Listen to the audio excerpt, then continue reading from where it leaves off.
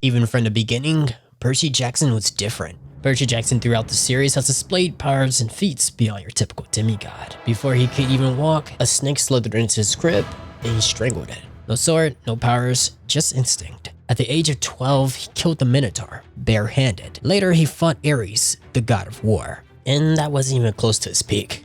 Besides summoning sea storms, he's blown up a volcano, held up the sky, fought titans, and survived the river Styx. The list goes on. And it wasn't just monsters who noticed. Many demigods looked up to him. In the book, The Son of Neptune, when Percy first arrives at Camp Jupiter, the Roman demigods didn't know what to make of him. His power, his presence, it wasn't normal. Some even thought he was a god.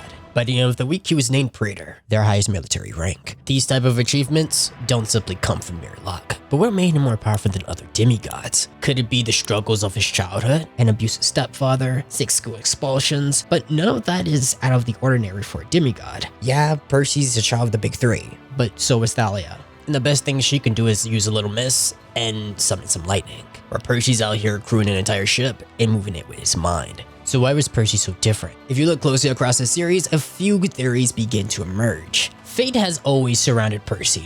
And our first theory is simple. Percy was protected by prophecy. Percy was the subject of the Great Prophecy, a chosen one fated to either save or destroy Olympus. Percy was also tied to the prophecy of 7, becoming a key player in yet another war that shaped the future of gods and mortals alike. In the Percy Jackson series, prophecies don't merely predict, they enforce destiny, functioning almost like a cosmic force that shapes every path. These prophecies bind even the gods who dare not defy them. Since gods themselves can't defy fate, neither could monsters or titans. That may explain Percy's uncanny ability to survive the impossible. He wasn't immortal, but fate shielded him when it mattered most. From surviving an explosion on Mount St. Helens, facing giants, and enduring Tartarus itself, those chosen by prophecy, like Percy, Jason, or even Leo, often find themselves surviving impossible odds, gently guided toward fated moments where destiny shapes their path and ensures they fulfill their role. Prophecy may have protected Percy, but not all strength comes from Olympus. Sometimes,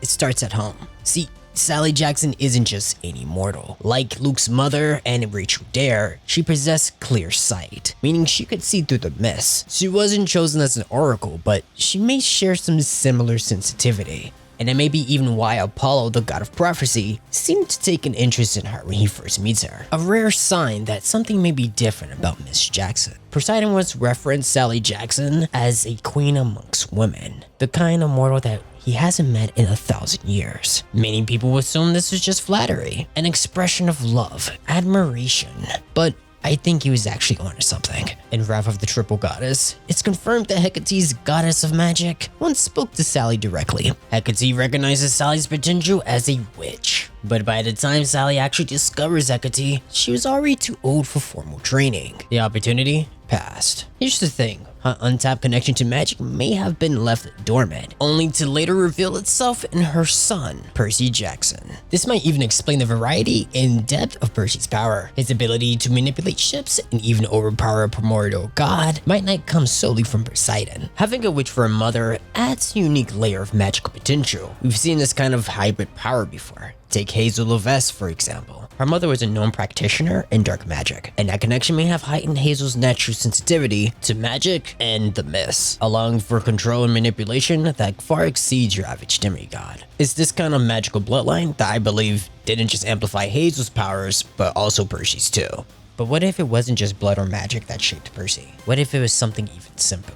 Perhaps a name. Percy? Short for Perseus. Sally didn't name him after a tragic hero. Not Theseus, not Achilles, not Icarus. She chose Perseus because he had a hopeful story, a hero who got to live. And Percy didn't just inherit the name, he kind of mirrored the myth. Just like Perseus, he slayed Medusa, he saved others from monsters, and he took on impossible quests and lived to tell a tale. In Son of Magic, we learned that if you say something with enough power behind it, it can come true. Names aren't just labels. They're spells, incantations. Interesting enough, in the Kane Chronicles, Raoden does go deeper. Your true name, or your Rin, holds your identity, your soul, your essence, which contains true power. So when Sally named her son Percy, with love, intention, and defiance for her son to live, she may have given him more than a name. She may have given him armor, a mother's declaration that her son would survive. And in the end, maybe that was the strongest magic of all. So what made Percy so strong? Was it fate, his mother's hidden power, the legacy of a name, Or maybe it was all of them.